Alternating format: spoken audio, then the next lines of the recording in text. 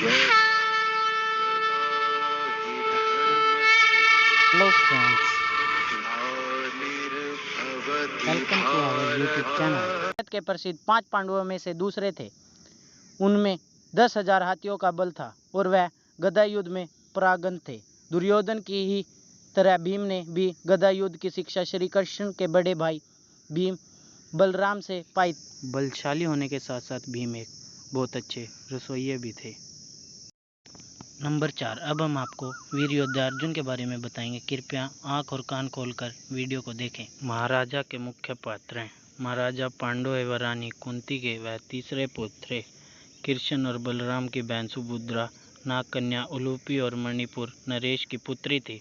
चित्रागंधा इनकी पत्नियां थी। इनके भाई कर्ण, युधिष्ठिर, भीम, नकुल, सहदेव।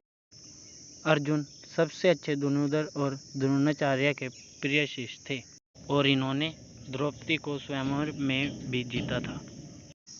वीडियो में आगे बढ़ने के लिए सब्सक्राइब करें और आगे का इंटरेस्ट लें।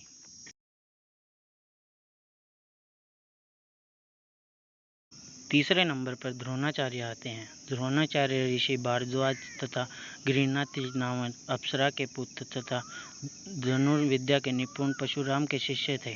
कुरु प्रदेश में पांडु के 5 पुत्र तथा धृतराष्ट्र के 100 पुत्रों के वे गुरु थे। महाभारत युद्ध के समय वह कौरव पक्ष के सेनापति थे। गुरु द्रोणाचार्य के अन्य शिष्यों में एकलव्य का नाम उल्लेखनीय है। उसने द्रोणाचार्य द्वारा गुरु दक्षिणा मांगे जाने पर अपने दाएं हाथ का अंगूठा काट कर दे दिया। कौरवों और पांडवों में द्रोणाचार्य का आश्रम में ही अस्त्रों और शस्त्रों की शिक्षा पाई थी। अर्जुन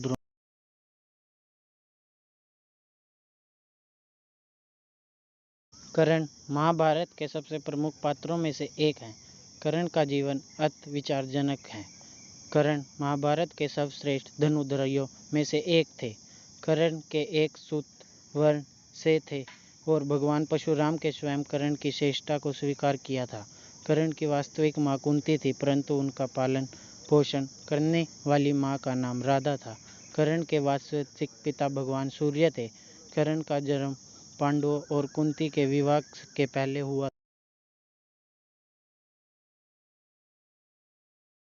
भीष्म अथवा भीष्म पितामह महाभारत के सबसे महत्वपूर्ण पात्रों में से एक थे। भीष्म महाराजा शांतनु और देवनदी गंगा की 8वीं संतान थे। उनका मूल नाम देवव्रत था। भीष्म में अपने पिता शांतनु का सत्यवती से विवाह करवाने के लिए अंजीवनी ब्रह्मचर्य का पालन करने की भीष्म प्रतिज्ञा की थी। अपने पिता के लिए इस तरह की प्रतिभक्ति देख उनके पिता ने उन्हें इच्छा मृत्यु का वरदान दे दिया। इसके द्वारा उनका नाम गंगा सतत निर्दय तालकत्व।